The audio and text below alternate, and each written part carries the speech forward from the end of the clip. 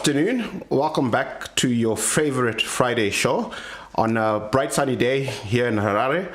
I've got a fantastic guest, our friend Zam here. The patient has taken over the asylum. The grown-ups are not around. Ranga, the producer, is in Chipinge to perform rituals to promote our show. He's a good man if he comes from Chipinge. And Tinashe is in Joburg. You know, he wants to see some bright lights.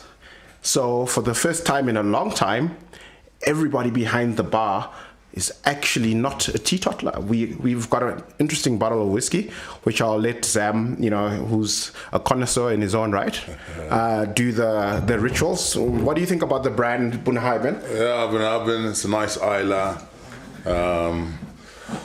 So this one, I'm trying to see what this is the Ankledach. This looks like you probably got it in the duty free, because it's a limited release. Well, it's a nice one. Lots of runners in this country peddling this stuff. Yeah, no, so you can't go wrong with this. I'm a big Isla fan. If you look at the regions. So for those not familiar with Scotch whiskey, drinking an Isla is pretty much like smoking and drinking at the same time. It's got that heavy peatedness. Many of us who grew up in the 80s will probably be reminded of a thing called G's Linctus. Mm-hmm. The old folk would know what G's Linctus was. G's Linctus was mshonga, and we'd get that when we had a cold, and you'd mix it with hot water. So this is much like G's Linctus. It's nectar of the gods, absolutely fantastic. Yeah, I'm delighted to actually have somebody on the show who appreciates this sort of thing, because when it's just Tinashe and Oranga, they kind of roll their eyes and they're like, we not the least bit envious or interested. So can we play? Yeah, 100%. Right. Knows it. Probably not going to get a lot. Bit of alcohol. Mm-hmm. Maybe a little bit of a floral note, slightly. Take a sip.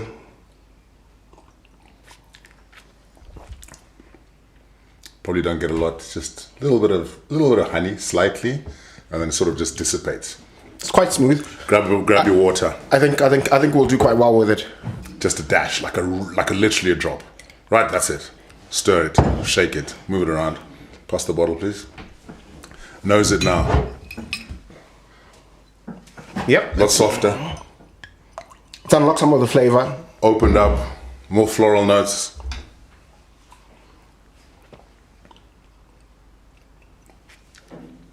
Ooh, can you taste that spice in the top of your tongue? And then the way it just dissipates all around the edges, and it still leaves it with a little bit of excitement at the front, that umami flavor. Fantastic. I suspect you're going to be here long after the show. Well, this is my kind of show. Fantastic. We love to celebrate entrepreneurs, people who actually build businesses and create wealth. And, that's one of the reasons why we're delighted to have you on the show. And, in as much as we don't like anecdotes, there's one that I want to explore with you right off the bat, because you're one of the co-founders of Pariah, Pariah State, the chain of bar restaurants. Who came up with that name? and what was the thinking around it? Do you want the sexy version or do you want the boring version? The sexy version. Sexy version is always a better version. So if you come into our stores, you will see a lot of Zimbabwe. Right? You will see a lot of bespoke stuff, whether it's furniture, whether it's light pieces. You will see in our Avondale store, you'll see a tribute wall with famous musicians. For sure. Andy Brown, Chioniso, John Chibadura. There's a whole bunch of famous musicians who've passed. And if you look in our Borrowdale store, you'll see a whole lot of pictures, things like Minister of Sport, Dr. Kirsty Coventry, when she won gold medal at the Olympic Games, or one of her many golds. Bruce Grobler and Peter Ndlovu, Thomas McFarmoring, platform shoes. You have various things like Rothman's ball, etc. So we looked at it, we've had this negative connotation that's been about our country, and our country being a pariah state. So we said we'll get the best of a pariah state and show you that, it's actually not bad being in a pariah state. And there's lots to celebrate about being Zimbabwe. For sure, I like the theme, and the first time I actually had a drink in one of your branches, I think you guys still the inaugural one was in Avondale. Yep. You've since shut it down, but that's exactly the sense that I got, that you could be anywhere in the world. You could be in New York, you could be in London, you could be that it was world class, and I think you definitely, if that was the aspiration, I think you did well to pull it off. So, just talking about that business in general, restaurants and pubs and bars and that sort of thing. We went through a very rough patch with COVID, which was, and it didn't affect all businesses equally. So you'll find the mining houses were deemed to be critical to the economy, and they were allowed to carry on. And obviously, essential services, the health profession, they continue to operate. But so you guys really took severe punishment as an industry, because people couldn't walk into pubs and restaurants and do the usual. And so one of the things that's always fascinated me is a lot of you guys have actually survived that COVID era and bounced back quite strongly. So what was that experience like? How did you guys get through this? So COVID for us was the single worst thing that ever happened to us, and for many of us, the single best thing that ever happened to us. So I remember on the 24th of March 2020, walking out, closing the doors, and we had to shut down. So it was a government directive issued that we all had to shut down. And it was not contextualized in terms of how long things would be, in terms of how long we're going to shut down, etc. But what it was a case of we're shutting down. So if you have an understanding of the industry, you'll understand that a lot of stuff is prepared in advance. You have your par levels, and your par levels refer to the stock that you're going to carry from day to day and from week to week. So you've got a whole lot of stuff that you've got in anticipation of being open. You've got stock in anticipation of being open. You've got stock that you prepared in anticipation of serving it that day or serving it the next day. You've got fresh vegetables. Now, you've got to get rid of it all, right? This produce that had time related freshness to it, you got to get rid of that. So we found ourselves in a situation where we just had to give away a whole lot of food. And that was not bad, because we thought, okay, we'll close the doors and we'll be back in a couple of weeks when it's all blown over. And then the following week was the national shutdown. And then it was, okay, it's getting a little bit serious now. And you shut down for, I think initially it was 30 days. And we got to a position where I'm the kind of person who, this is my best friend. Right? First thing I do in the morning is I open my WhatsApp and I check numbers. What are the numbers from different stores? What the performance is? Check SMSs. You see that money's come in. Happy, good, or bad. Then you've got a good feel of where you are from first thing in the morning, right? For sure. And to have your phone and not see a single message of turnover Must be traumatic at some level. immensely, right? And particularly when you're in a position where you are not just considering self, but you're an employer, right? And if I recall correctly, I think at the time we had 144 employees. So you shut your doors, you've lost out financially in terms of stock that you've had to give away, and it was primarily given away to employees and then friends and family, whoever could come and get. And we were stuck with the dry goods, and we still weren't sure what to do. Then you're stuck with 144 employees who are in a state of limbo. And so we continued paying salaries to the best of our ability, and then we got to a point where the money just ran out. And you had landlords who still insisted on rent being paid. We only had one landlord who reduced our rentals, the others maintained it. And then, as you say, we developed the system of essential services. And slowly but surely, we opened up. And I say we, as in the whole country, except us. All right, restaurants, we woke up one day and we're like, supermarkets are open, like you said, all supermarkets never really closed, but extended hours. Yep. banks were open, agriculture was going on as normal, the printing sector, a lot of manufacturing was going on. And Yeah, we in the capital markets were open. there you go. You know, So you got to a point where you realized, hang on, Tistega Tasara. What are we going to do? So there was a lot of engagement that happened, and we started to coalesce around this issue of how do we best present our case and who do we have to talk to.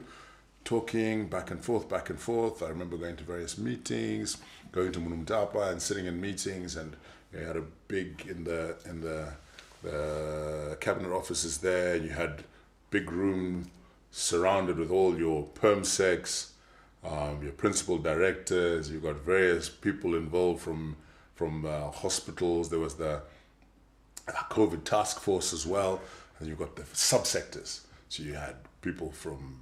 We've got our umbrella body, Tourism Business Council of Zimbabwe. You've got HAS. You've got Safari Operate. You've got a whole range of people in there just talking about what's going on. So we used to have these sectoral meetings.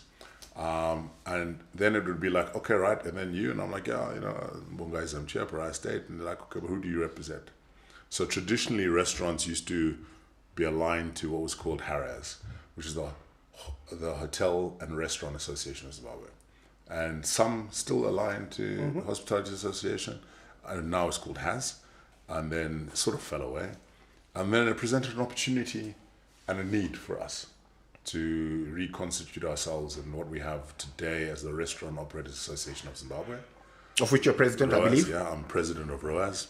So that in of itself was a good thing, that COVID forced us to reorganize and reconstitute ourselves, because we're in a definitive position where decisions were being made for us, about us, and without us. And we had to get a seat at the table. So it worked well in that regard. In terms of the individual business, and the biggest lessons I learned is, we talk about working from home. And working from home, it's an interesting phenomenon, because you see different sectors that have thrived with the whole WFH principle, whereas others, it's impossible. So in our sector, you can't work from home, but the support staff can. Right, so you look at things in a different way, but also the technology. I'm a big nerd. We embrace the technology more. Working online, with the likes of Teams, the whole Microsoft suite. We're now having people sitting at home, and you're saying, right, we're not going to do a full reconciliation of accounts because we've got a partial operation. So let's try to run things through Excel spreadsheets. But then at the same time, someone's sitting there, I'm sitting there, wherever we are, we all have the opportunity to coalesce around one Excel spreadsheet, and everyone's feeding in data, even though you're spread out around Harare. Some of that has continued, but also forced an organizational restructure, because then you actually realize that we've actually got some dead weight. And when I mean dead weight, I don't mean any person is dead weight, but you've overstaffed in certain areas.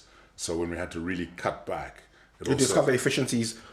Exactly, and you realize actually we don't need as many staff to do the same tasks that we were doing. Although ironically, we're probably back to the same level now, the 140 odd employees. But that's also because there's certain expansions that have happened in a post-COVID environment. Then just the erosion of capital. That was hugely difficult. And that's why certain restaurants never opened again. We've got about 900 odd restaurants in the country, and those I know a good half of them never recovered. Right? Wow, that's huge. It's a huge amount, right? And so you saw things. There was an impact. There was a definitive impact, and then people trying to recapacitate, right? Because it's not just like you just turn the key on in the ignition and you start again. So we're in a situation where people had to, you get your stock in, etc. But also change systems, People reduced their stock holding, reduced their power levels. Some went to JIT systems. So I think there were some very good lessons for us. But then, at the same time, it also was very hard. And we went through various stages of partial opening, being fully closed. It was probably an 18-month period, whereas everyone was going along. Yep, for sure. So I remember. We have a situation where at one stage we were able to takeaways only. Yep. And someone said, yes, well done, great, you can do takeaways only. I said, well, it's like selling a service station that they can only sell oil, or that they can only sell bread from the kiosk. You're open, aren't you?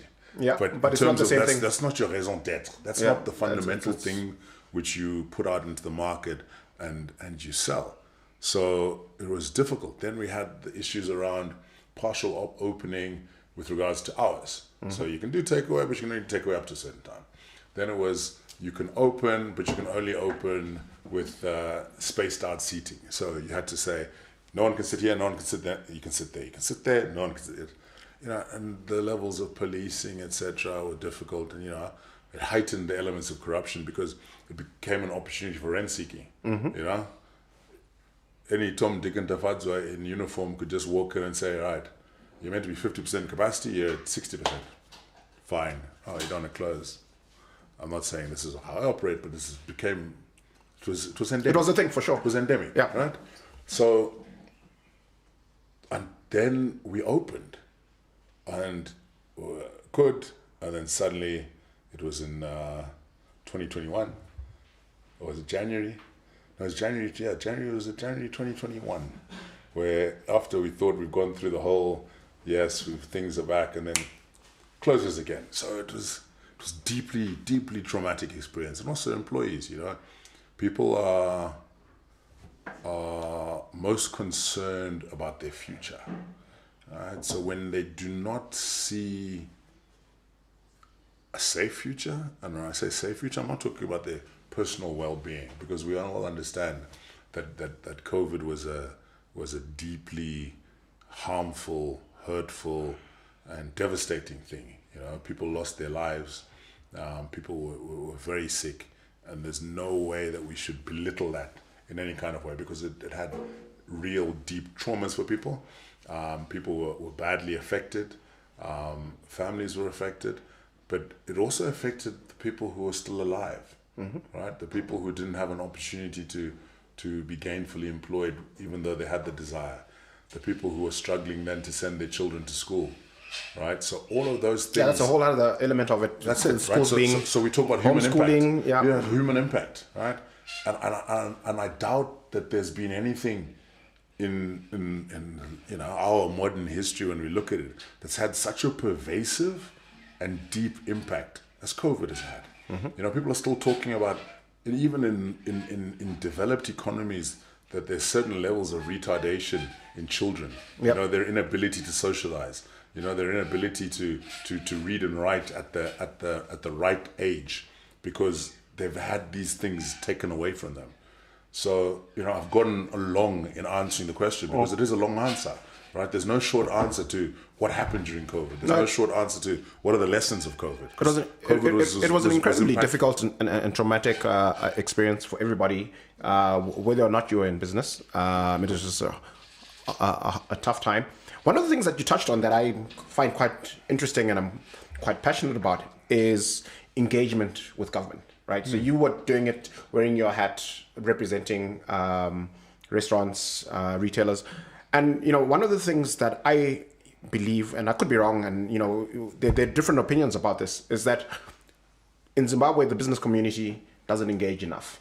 We're very good at being armchair critics and talking about how certain policies aren't working or are bad for us, but in terms of actually having conversations with the policymaker and being heard, and also listening to their perspective, I don't think the business community puts its hand up enough in that respect. So I want to just get a sense from your experience when you were engaging, representing your industry. When you talk to policymakers, did you get the sense that they listen, that the conversations are constructive, and you actually see your input manifest in policy action that that's good for you, so you push for a certain change, and you engage, and they listen, and a change happens? What was your experience? So I think I'll take you back to say we've got to understand where we are and where we're coming from as a country. And I think we've come from an environment where people believe that their views would not be listened to, regardless of what they said. Right? We've had various business fora that has chosen paths of engagement, and that engagement might not have been met with the right level of enthusiasm or with the right level of sincerity. So amongst ourselves, we become somewhat jaded in terms of our engagement with government, with central bank, with all the other regulatory authorities that will affect us from day to day. And it's a completely understandable thing. However, it's an unfortunate thing, right? Because I use the phrase, decisions will be made for you, about you, and without you, right? It's engagement, right? Even the government of today, they talk about engagement, right? It's engagement. The real politic dictates that if you are in charge of a specific space, you need to engage the people around you. You need to engage the people above you and the people below you.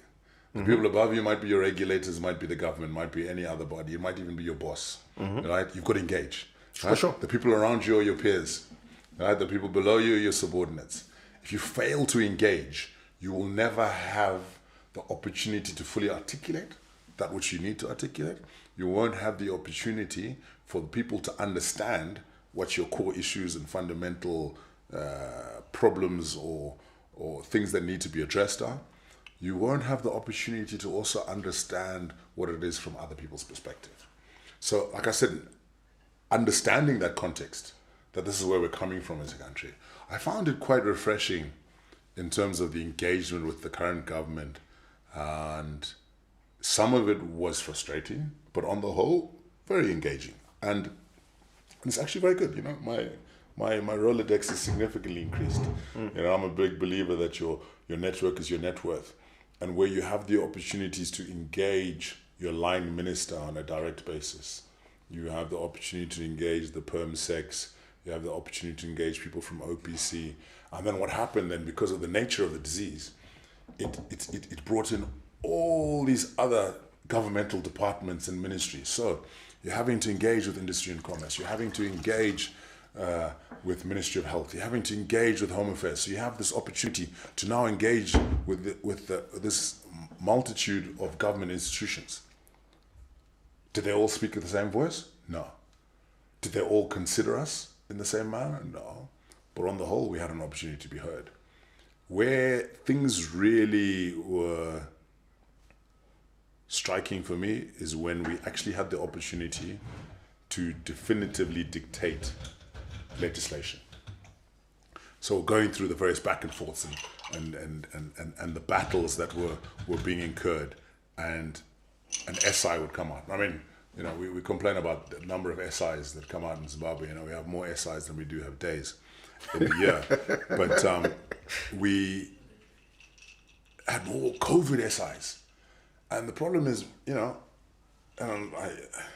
whether we should feel sorry for people, you know, at the Attorney General's office, but having to draft these things every day, every week. There's just an SI, there's an SI.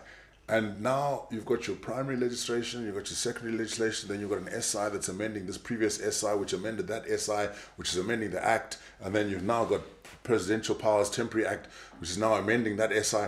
By the time we finished it all, it was just a hodgepodge, right? And people didn't even know. And then what would happen is one day, then you have an announcement that's made by government, and everyone's like, yes. And then you go and you say, right, let's do this. No, SI, Satyabude. So what? You've got to wait for an SI. And you could wait for 2 weeks before an SI was actually, so you're now having to engage, and then the SI comes out and there's a word which effectively changes the meaning of what has been agreed. So you're now having to engage, and there's a whole motion, and you're going back and forth, and you have to get the words dropped and the words changed, etc. It was a good lesson in engagement, quite a bit of frustration as well. But then, you know, I think there was probably a little bit of understanding that there was sincerity on our part. I think we've also forced across the board to become more engaging, to become more organized, you know, because, you know, having organizations that can be the representative or being the apex body of a particular association or representation of a number of different companies or an industry is particularly helpful.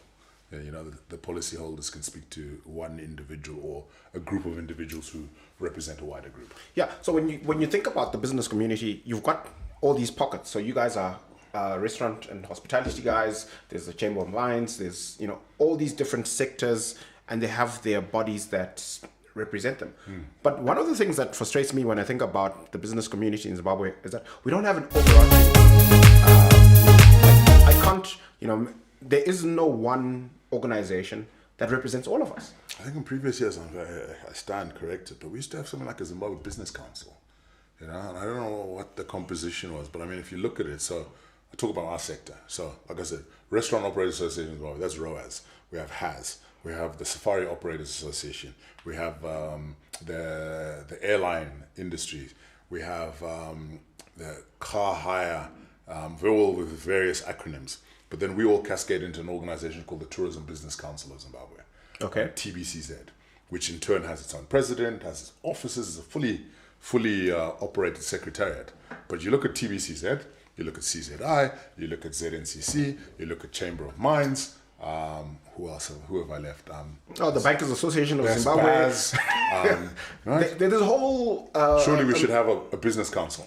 I know we've had things like your CEOs roundtable and forum, and you have MCOS, things like that. Even you have your NECF as well. Those kind of, but perhaps you need to have. There is no single overarching body that speaks to economic policy at a macro level that affects all of us, where we can say, because there's things that are universal, right? Like exchange control, policy around the use of US dollars and the exchange rates and all of that. They affect everybody, right? It doesn't matter what the nature of your business is. And there should be a voice that has a seat at the table, that engages on an ongoing basis, like you guys did during COVID. Because one of my experiences as well, and just from a capital markets perspective, you're aware that the market was closed, sometime in 2021. Yes. Is, the guys aren't interested for the most part until there's a crisis. Oh, the market is closed. Yeah, we really need to engage now. Let's have a conversation. How do we solve this? This is a problem. But when there is no crisis, there is no engagement, and I remember distinctly people trying to figure out, so who do we talk to now? Because they hadn't been having the conversations. They don't know who the relevant people are on the other side and how to reach them, and what set of actions will actually most likely give you the outcome that you're looking for, because you haven't been talking to these people, but you need engagement to be happening on an ongoing basis. Right.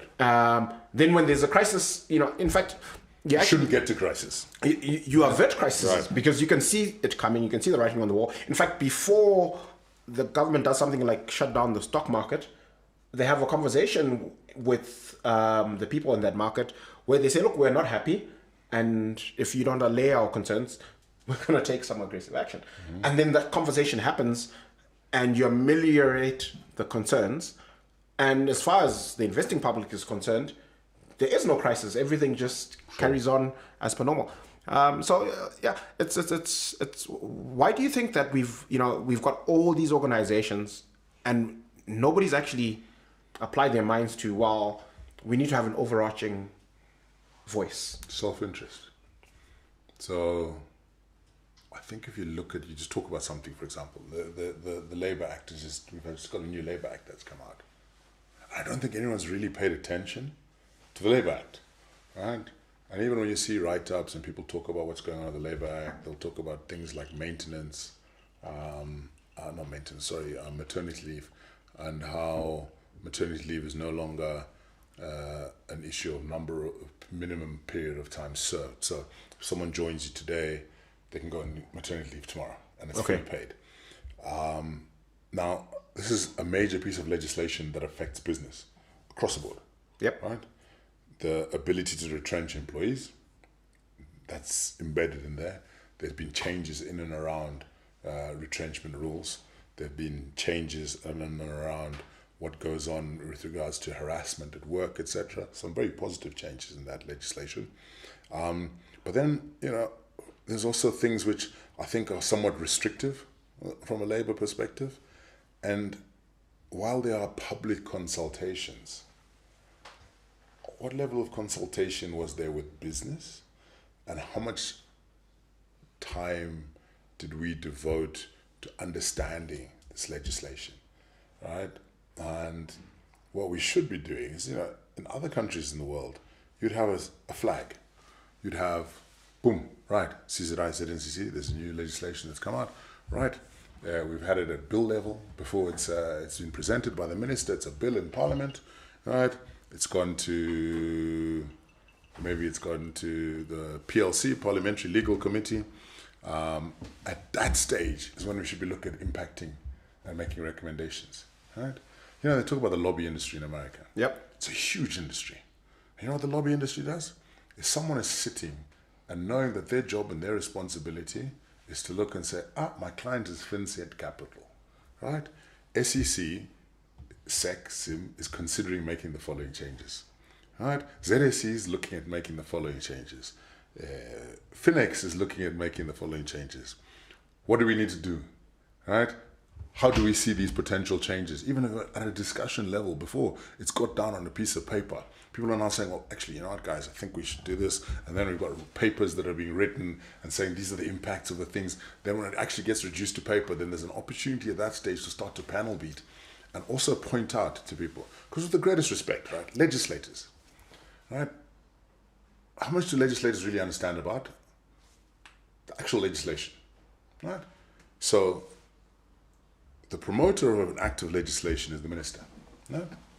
And even he might not have the greatest understanding, right? Because I think sometimes we pay far too much attention to the politicians without really understanding who runs government, right? So I'm a huge advocate of the need for us to compensate our civil service better, right? The better we compensate the civil service, the better the quality of people we attract. So, someone who's a permanent secretary or a principal director should be someone who can walk into another job as a CEO or an MD, right? Yeah. You need high-level people because those are the people on a daily basis who impact us, right? Politics, and from a decision-making perspective, as we know in this country, it's Politburo cascading down to government, right? The party is the overarching policy institution in this country, but you can still have impact. If I'm a minister, you're my PS, you're saying, Minister, I don't think that's a great idea. We need to do this.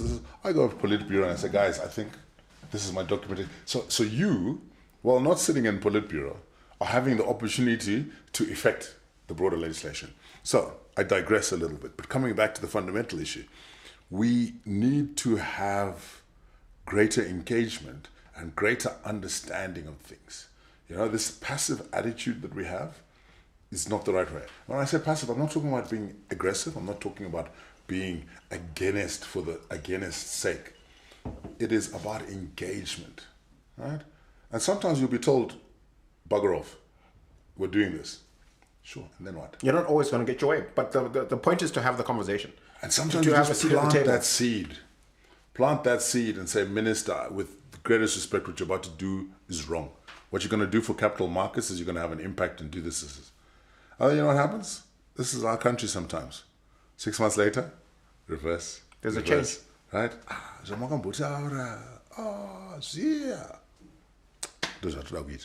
Yeah, look, and to be fair to the government, we do actually have some people in very senior positions who are not politicians, who were CEOs, who ran serious private institutions, who now have a seat at the table. And unlike pre-2017, I think the current government is amenable to making changes. So there have been actually many instances where there's a policy action that just has everybody up in their arms. Sure. This is not going to work. And instead of being stubborn about it, they've actually listened and said, okay, you know what? Yeah, maybe we got that wrong. And backtracking is a good thing. I don't say that if you walk 1,000 miles in the wrong direction, you can always turn around. Right? And sometimes we've done that. We've seen certain backtracking with things like IMTT. Certain recognition and acceptance that it was an onerous tax, that it was punishing the people who are the actual taxpayers, as opposed to being a net that captures those outside of the tax net. We've seen tweaking around auction. I don't think we've done nearly enough to really be as impactful as we need around things like that. But there are certain things that we do see changes being made. So you brought up the Americans when you mentioned lobbying, and I think it brings up something else that I'd like to hear your perspective from your experience, because you sit on and have sat on a bunch of important boards in terms of public institutions that are big and meaningful in this country, and there's a debate to be had about the model that makes the most sense for Zimbabwe in terms of a whole bunch of things. So I'll start with what you touched on, the new Labor Act. The Americans have at-will employment. Yes, and I'm a huge fan of that. And summary dismissal. Yep. Chinomba. And in this part of the world, we take a more European British view that, in my view, mollycoddles 100%. labor and employees, and it's ultimately bad for them, because you're just much less likely to employ people if you have to jump through all these hoops to get rid of them when you need to. Exactly.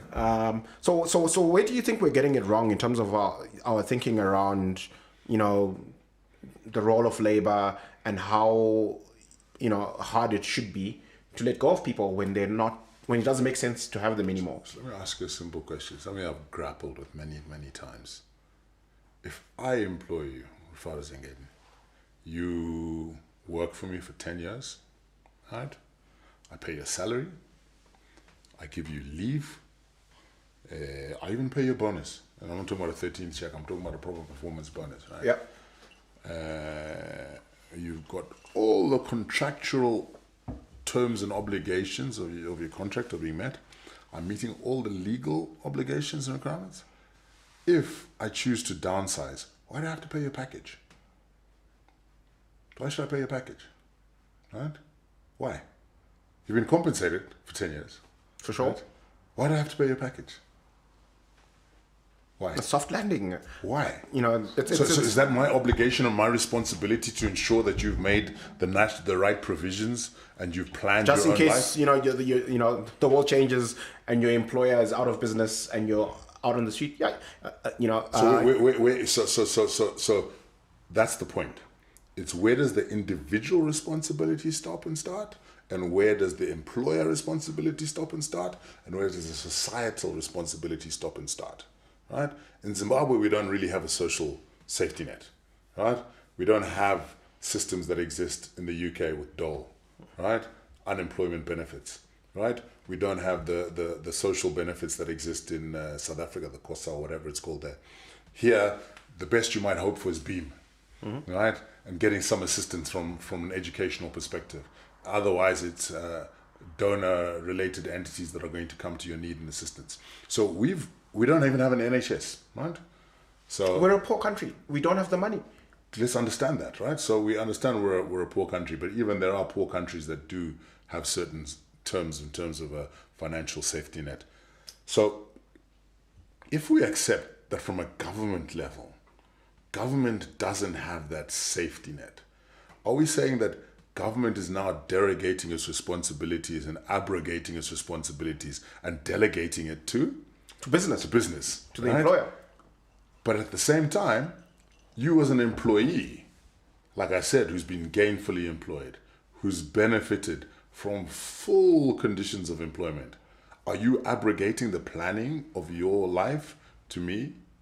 So that's where I have a disconnect between things like retrenchment packages. I have a disconnect between, perfect example, you work for me, right? You are owed 90 days of leave. And today, what is today? Today's the 29th, the 30th, is it? 29th. It's the 29th, right? You decide to be Achadabas, right? You pack up and you go, don't you? Yep. What claim can I possibly have on you? I might say, all right, you owe me notice, so I won't pay you certain days. That's about it. It'll probably be like what you owe me a month's notice or whatever, but I mean, if you got your paycheck today, yeah, and the 29th, you've walked out. Yep. You're gone, right? You leave the keys for your company car, here's your laptop, you walk out. But if I decide that you need to leave today, oh, God forbid, right? I've got to now say, right, okay, 6 months for every year worked, or whatever, 3 weeks for every year worked. Then what, I've got to make sure that I've got to compensate you for your leave days, then this, then this, then this.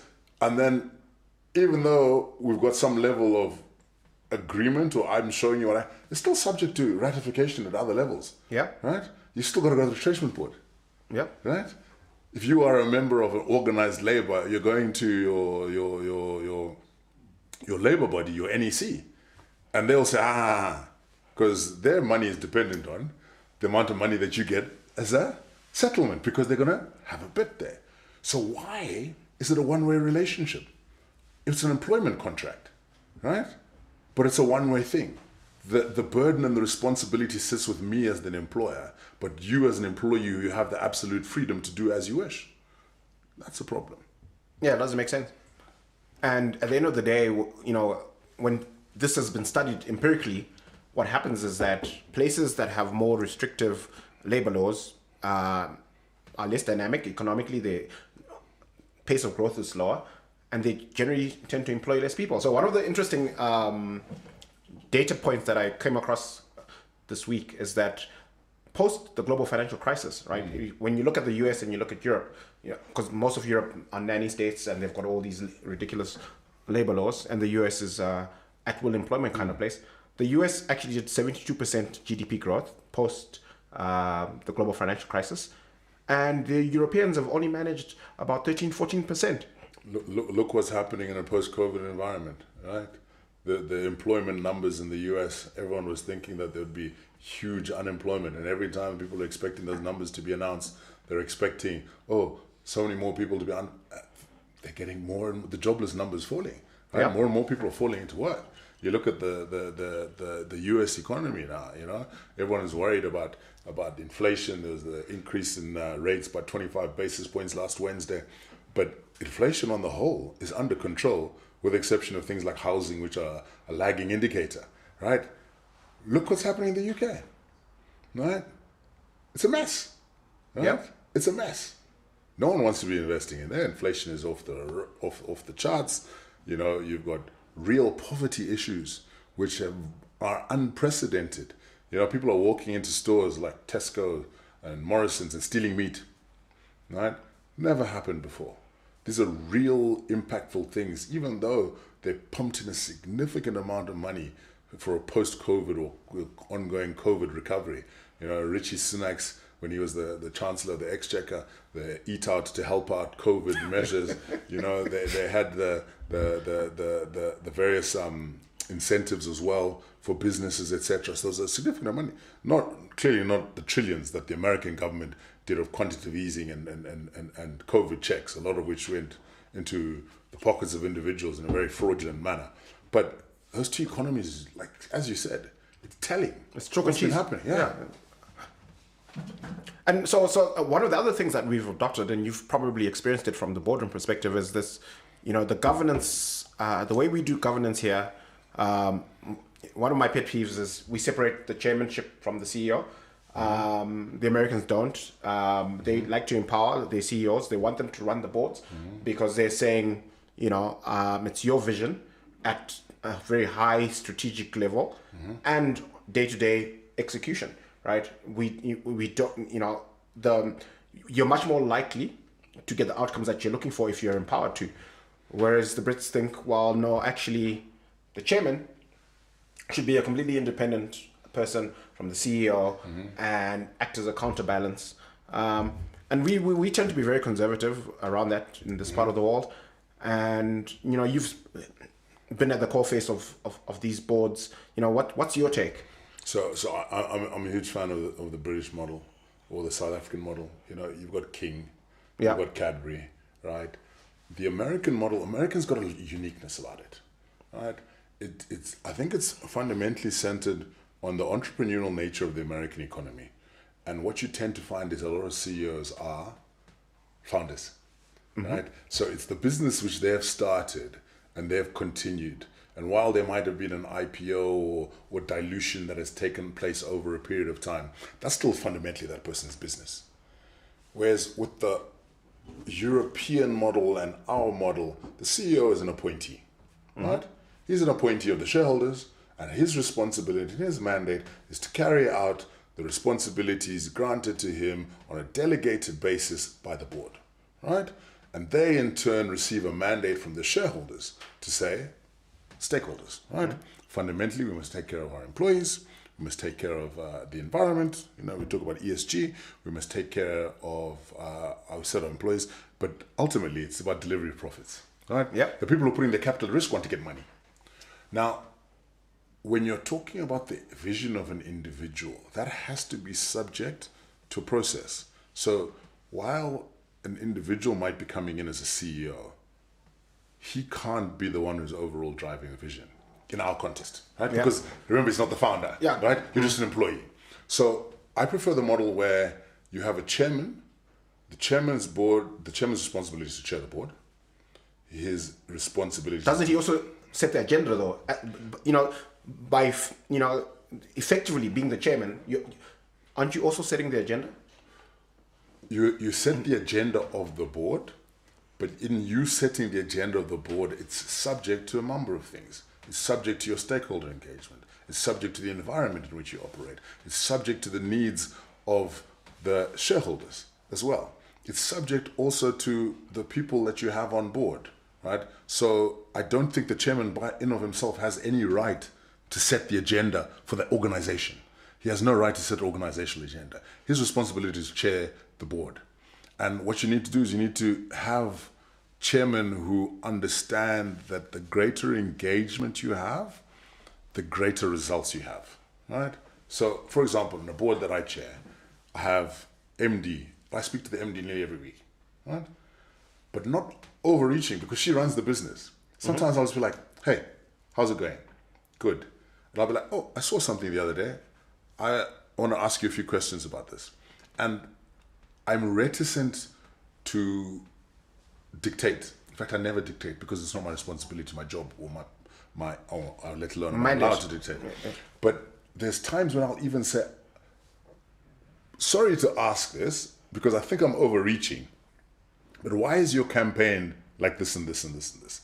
So there's certain levels of minutia, right? Because, you know, they always talk about the analogy of a helicopter and a tractor, right?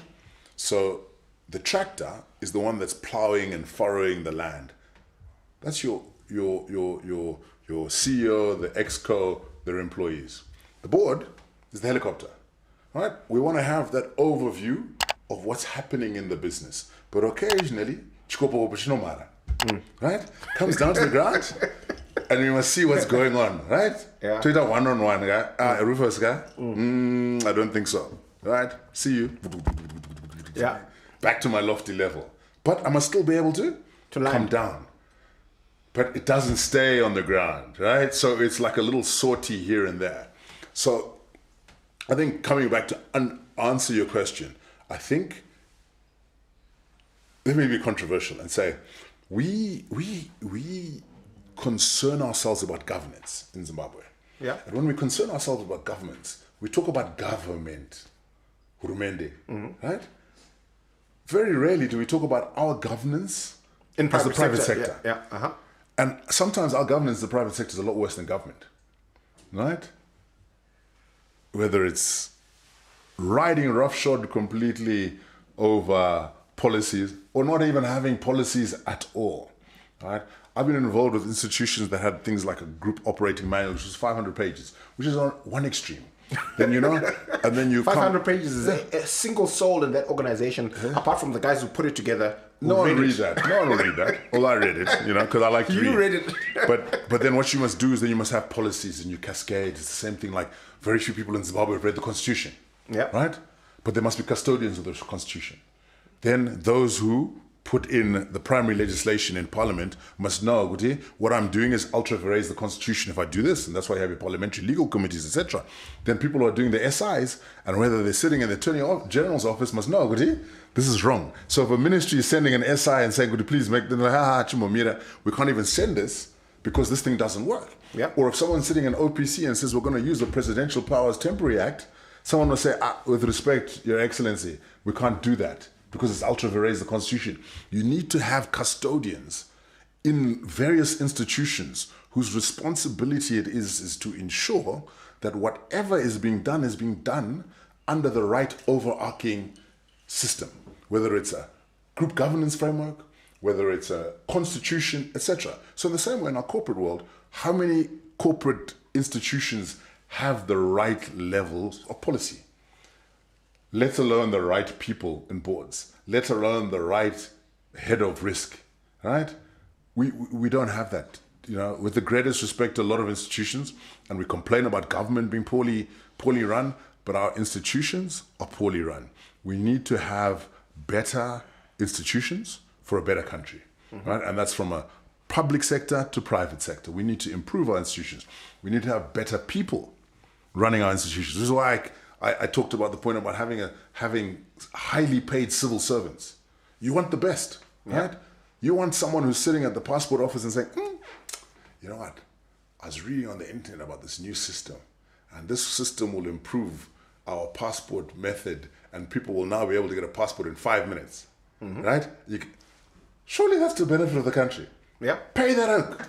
Pay him a lot of money because he's creating a better country. Yeah. Right? And let's move away from the cliche, a civil servant, and then he disappears to side hustle or whatever, right? Yeah. So we've got to change the way we look at things. And, it starts with us in the private sector to say, are our institutions fit for purpose? Right? What are the service delivery levels we have? People talk about, I use the passport office, and, with the greatest respect to the IG, they've improved things there, right? Significant improvement, right? But how many times do you walk into a private institution that's meant to provide you with a service, or you send them an email, and you are met with hostility, resistance, general disdain, lack of concern? Yeah. Right? No, it happens a lot here. Right? And you're the one who is saying, right? I'm the one. And they're the ones who are saying, but you are not giving your money just for nothing. You want to get a service in return. So, we talk about taxation. And my brother lives in DC, and those guys are famous for their bumper stickers. No taxation without representation. They want to have their own position. Why are we paying service fees? Why are we paying monthly contributions, subscriptions, when we're not getting the right level of service from the private sector? And we want to blame government uniquely. Government's not without fault, but let's understand where it sits. So we go back to your question fundamentally was about chairing, right? And that's what I'm saying, it's layered. We've got to understand, CEO has a delegated responsibility. Chairman has an agenda setting responsibility and to control the discussions of the board, liaise with the MD or CEO, liaise with stakeholders as well, right? Be that representative or ambassador at large for the organization. So when people say, I met him he's the chairman of FinCEN, he was talking to me about this, right? You're always engaged and trying to get the best for your business. So you've got a larger and broader role than just to be sitting in a meeting and collecting board fees for board packs you haven't read. But when you look at European, British companies on the global stage, right, that have separated the role of chairman and CEO, and you look at the American counterparts, the Americans move faster, they create value much more aggressively, they do better. They have more scandals, they fire most, they're much more likely to fire the chairman and CEO, but when they get the right person, that person does amazing things. Yeah, so I do not have enough information at hand, and I think what happens often in life is we mix up causation and correlation, right? Is that the absolute cause of the way that environment is flourishing? Or is it just that there are, in America, you've got such a great base, you've got such a great entrepreneurial spirit, you've got freedom, you've got huge opportunities for capital to be raised, you've got high mobility of workforce, you've got a highly educated environment, you've got opportunities where migrant labor can come in and flourish, you've got opportunities that are open up to highly skilled and highly intelligent individuals to come and supplement the existing labor force, right? So I don't think you're comparing apples with apples, all right? Because at the same time, You know, there's hugely successful European companies. Did you see the numbers that BP Shell put out last week? Well, not this week. BP Shell made a profit of £5 billion, right? That's not a failed company. That's a fantastically successful company that has a chairman and CEO role separated. Yeah. That's quite interesting. I want to pivot to something else that we often talk about on the show, which is the diaspora and remittances. And, you know, Zimbabwe gets quite a whole bunch of money. It's about $5 million a day now. Huh? You know, from our exporting our citizens. And one of the things that you're passionate about, you know, is relevant here, which is rugby. And Zimbabwe has exported a whole bunch of great rugby players and other athletes as well. So I want to get a sense from you because, you know, you're seeing all these deals. You know, Messi had this huge deal with the American Major League Soccer. I think Mape was offered something crazy by the Saudis. 770 odd million. You know, huge amounts of money. And, you know, to the extent that we have this amazing pool of talent here, you know, what's your sense in terms of our pipeline? Are we nurturing this talent at the right level? And are we, you know, because I think we tend to punch beyond our weight, just from a population and GDP perspective in terms of the talent that we produce, whether it's in soccer or rugby or cricket. But my feeling is that we don't seem to be getting the kind of financial uplift that we should, given that base of talent. You know, so you've been involved in and are still involved in the administration of rugby at a national, regional, international level, that sort of thing. I want to get your take, you know, in terms of what we're doing in sport in our country, in terms of nurturing talent and monetizing it for our benefit. So I'll summarize it this way. We are not serious about sport. We're not a sporting nation. We have, in Zimbabwe, we tell ourselves a lot of lies, right? We are some of the most educated people in Africa. Lies. Right? South Africa wouldn't operate but for Zimbabweans. Lies. Right? We've got fantastic sports people we export around the world. Lies. Right? It's lies. Right? We are very mediocre. Or we are a very rich country. Lies. Right? We're poor, like you said earlier on. Right? The average audience would be throwing stones and tomatoes. You look at the statistics. Average Zimbabwean has to walk 2 kilometers a day for fresh water. That's not the sign of a country that's rich. And people say, "Oh, we've got diamonds, we've got this." Yes, guys. Right? Until you actually extract a lot of these things, you're poor. Right? And you will stay poor. Right? What have we ever achieved in sport? Right? Kirsty Coventry. It's a given. Individual sport. Right? Do you know who the second most successful Olympian in Zimbabwean history is? No idea. Elliot Mujaji. Right? Elliot Mujaji is a Paralympian. Right? 2, 3 gold medals he's won. Right? Not many people would know about Elliot Mujaji. Right? Fantastic sports person. Right? But where is he now? Is he celebrated? Do we have any history to remember there was a guy named Elliot Mujaji? We all know Dr. Kirsty Coventry, the Minister of Sports. We all know the Golden Girls, right? We don't know about Elliot Mujaji, right? Arifonso Zhenya, we were seeing Arifonso Zhenya when Floyd Mayweather came to Zimbabwe. But most people will just talk about Proud Kilimanjaro as one of those boxing legends. But this is the man who won Commonwealth belts. We don't even celebrate our sports people who have achieved, right? People like Mastermind George Shire. Where are the statues? There should be a statue for George Shire at Rufaro Stadium, right?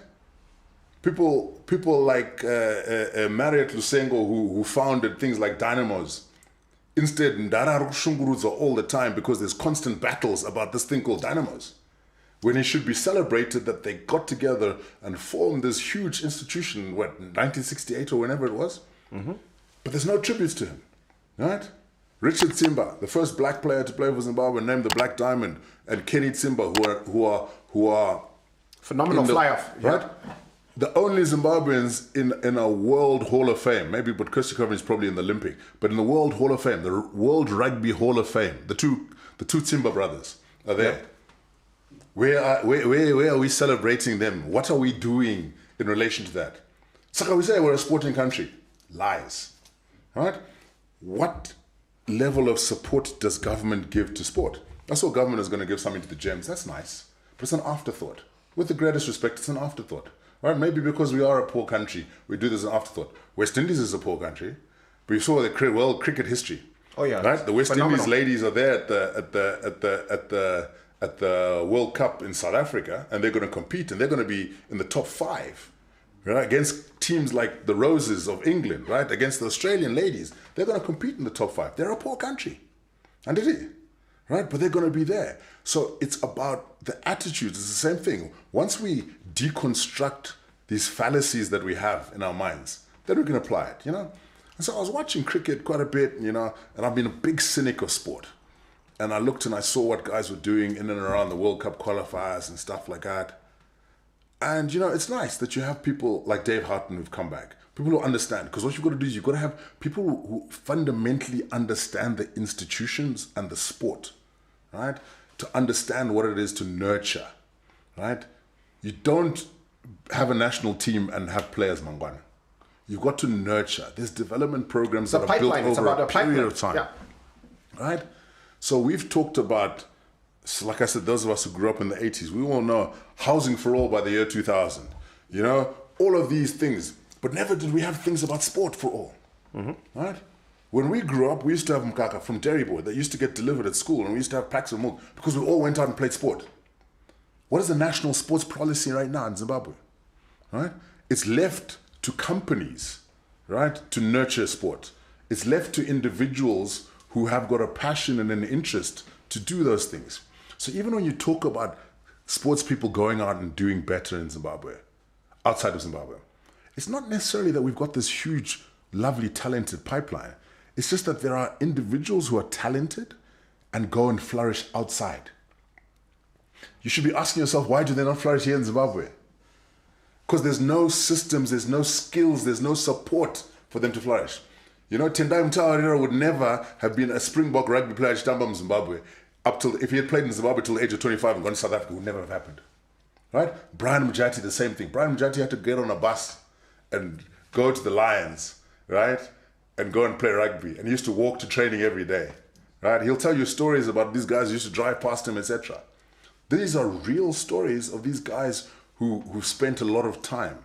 And then occasionally you will have the lovely success stories that come about, Peter Ndlovu's, Benjani's, and etc. But until we actually change our sport policy and we deconstruct our mind about the fallacies we have in Zimbabwe, we're not going to go far. So what do we need to do differently to monetize? Because just thinking about it as a banker, right? I think that, you know, if there is a pipeline and we monetize it, you know, whatever we're getting from the diaspora, from people, and if you, it's a huge number, right? This 2 or 3 billion that we get every year, and imagine if we had 100 times, 1,000 times more beasts that were out there. What that would mean for Zim, and if we could build academies and sporting and leagues that, because Zimbabweans are passionate about soccer, for example, and there is a bit of corporate. Really? Yeah, and there is a bit of corporate money in there. Go up until the centralization of games right now, like the whole lot of games that are being played at Barberfields. Go to the National Sports Stadium. How many people in the National Sports Stadium watching soccer? Right? How many people? Very few. Right? Put on an average PSL game. I don't even think you'll get 1,000 people. We're passionate about sport? Another lie. Okay. Yeah. So quickly to your point. You've got 2 options. One, you take the long-term view. You build the necessary structures, right? You develop the pipelines. You do the academies. You get the right kind of coaching. But it's all about money. Who's going to put the money in? No one really, because we all want quick action, right?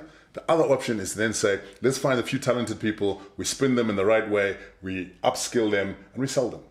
But you still haven't solved the issue of continuity. And speaking to your point, why do we want to have more beasts who are playing outside of Zimbabwe? Don't we want to have them playing here in Zimbabwe? Don't we want to develop professional leagues here in Zimbabwe? Don't we want to have the opportunity for the money to be here? Don't we have an opportunity for for our sports people to actually be gainfully employed and not have to leave the country, so they can pay taxes here, they can benefit their families, they can grow, they can be role models for the kids here in this environment.